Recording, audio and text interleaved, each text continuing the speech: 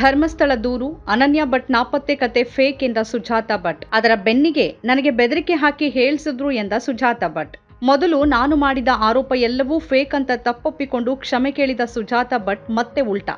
ಧರ್ಮಸ್ಥಳದಲ್ಲಿ ಅನನ್ಯ ಭಟ್ ಎಂಬ ವೈದ್ಯಕೀಯ ವಿದ್ಯಾರ್ಥಿನಿ ಕಾಣೆಯಾಗಿದ್ದಾರೆ ಎನ್ನಲಾದ ಪ್ರಕರಣ ಸುಳ್ಳು ಅಂತ ದೂರುದಾರೆ ಸುಜಾತಾ ಭಟ್ ಅವರು ಇನ್ಸೈಡ್ ಟ್ರಸ್ಟ್ ಎಂಬ ಯೂಟ್ಯೂಬ್ ಚಾನೆಲ್ ಒಂದಕ್ಕೆ ನೀಡಿದ ಸಂದರ್ಶನದಲ್ಲಿ ತಪ್ಪು ಒಪ್ಕೊಂಡಿರುವ ವಿಡಿಯೋವೊಂದು ಶುಕ್ರವಾರ ಸಂಜೆ ಬಿಡುಗಡೆಯಾಗಿತ್ತು.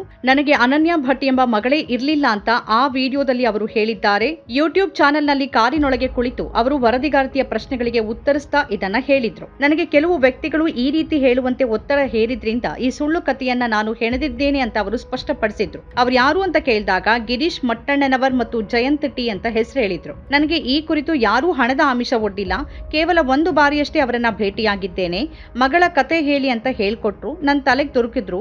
ಅದರಂತೆ ಹೇಳಿದ್ದೀನಿ. ಆದರೆ ಈ ಮಟ್ಟಕ್ಕೆ ಹೋಗತ್ತೆ, ಇಷ್ಟೊಂದು ತೇಜೋವಧೆ ಆಗತ್ತೆ ಅಂತ ಯಾವತ್ತೂ ಭಾವಿಸಿರ್ಲಿಲ್ಲ ಅಂತ ಸುಜಾತಾ ಭಟ್ ಹೇಳಿದ್ರು. ಅಮ್ಮ, ನಾನು ಡೈರೆಕ್ಟ್ ಆಗಿ ಕ್ವೆಶ್ಚನ್ ಕೇಳ್ಬಿಡ್ತೀನಿ. ಅನನ್ಯ ಭಟ್ ನಿಮ್ಮ ಮಗಳು ಅನ್ನೋ ಕತೆ ಸತ್ಯನಾ ಸುಳ್ಳ? ಸುಳ್ಳು. ಅನನ್ಯ ಭಟ್ ಅನ್ನೋ ಮಗಳೇ ಇರಲಿಲ್ಲ ನಿಮಗೆ? ಯಾಕಮ್ಮ ಸುಳ್ಳು ಹೇಳಿದ್ರಿ?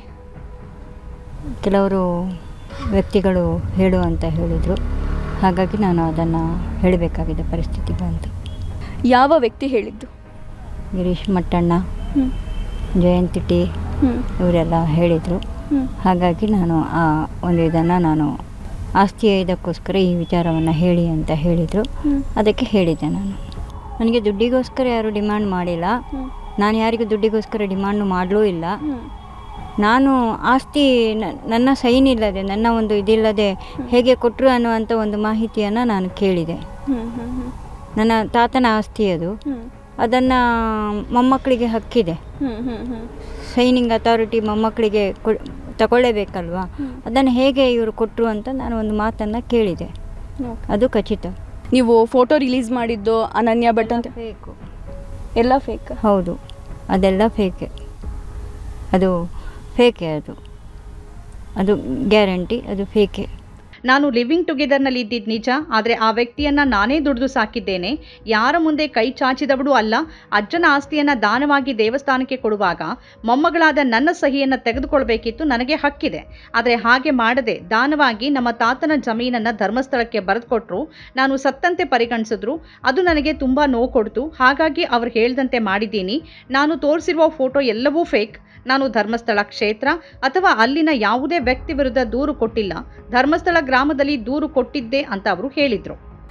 ಜಸ್ಟ್ ನಿಮಗೆ ನಿಮ್ಮ ಆಸ್ತಿ ಬೇಕಿತ್ತು ಅನ್ನೋದಕ್ಕಿಂತ ಹೆಚ್ಚಾಗಿ ನಿಮ್ಮ ಸೈನ್ ತಗೋಬೇಕಿತ್ತು ಅನ್ನೋ ಒಂದೇ ಒಂದು ಕಾರಣಕ್ಕೆ ಅನನ್ಯ ಭಟ್ ಅನ್ನೋ ಹೆಸರನ್ನು ನೀವು ತಂದ್ರಿ. ಹೌದು, ಅದು ಸೈನ್ ತಗೊಳ್ಬೇಕಾಗಿತ್ತು.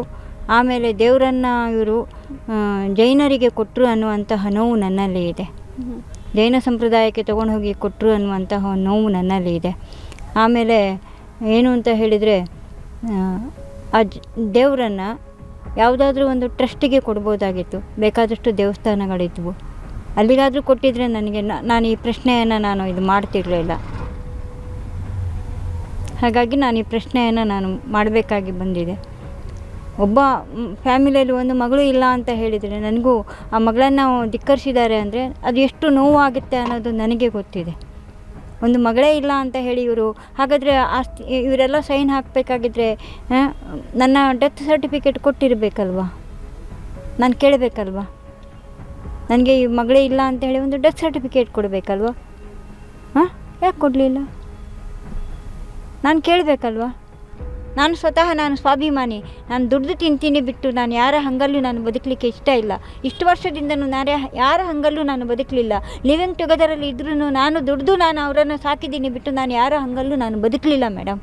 ಆದರೆ ವಿಡಿಯೋ ಬಿಡುಗಡೆಯಾಗಿ ವೈರಲ್ ಆಗೋಕೆ ಪ್ರಾರಂಭ ಆಗ್ತಾ ಇದ್ದಂತೆ ಟಿವಿ9ಗೆ ಹೇಳಿಕೆ ನೀಡಿರುವ ಸುಜಾತಾ ಭಟ್ ಸಂಪೂರ್ಣ ಉಲ್ಟಾ ಹೊಡೆದಿದ್ದಾರೆ. ಟಿವಿ9ಗೆ ಈ ಬಗ್ಗೆ ಸುಜಾತಾ ಭಟ್ ಹೇಳಿಕೆ ನೀಡಿದ್ದು, ನನ್ನ ಮೇಲೆ ಒತ್ತಡ ಹಾಕಿ ಈ ಹೇಳಿಕೆ ಕೊಡಿಸಿದ್ದಾರೆ. ಕಾರ್ ಒಳಗೆ ಕೂರಿಸಿ ಹೊರಗೆ ಬರೋಕ್ ಬಿಡದೆ ಹೀಗೆ ಹೇಳಿಸಿದ್ದಾರೆ.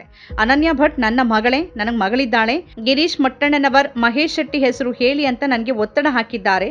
ನನ್ನ ಮಗಳಿಗೆ ನ್ಯಾಯ ಬೇಕು. ನಾನು SIT ಮುಂದೆ ಎಲ್ಲ ಹೇಳಿಕೆ ನೀಡ್ತೀನಿ ಅಂತ ಬೆಂಗಳೂರಿನ ನಿವಾಸದಲ್ಲಿ ಸುಜಾತಾ ಭಟ್ ಹೇಳಿದ್ದಾರೆ. ಹಾಗಾದ್ರೆ ನಿಜ ಯಾವುದು, ಸುಳ್ಳು ಯಾವುದು, ಆಕೆ ಏನು ಹೇಳ್ತಿದ್ದಾರೆ ಅನ್ನೋದೇ ಗೊತ್ತಾಗದೆ ಗೊಂದಲ ಉಂಟಾಗಿದೆ. ಈ ನಡುವೆ ಅವರ ವಕೀಲ ಮಂಜುನಾಥ್ ಅವರ ವಿರುದ್ಧವೂ ದೂರು ದಾಖಲಾಗಿದೆ.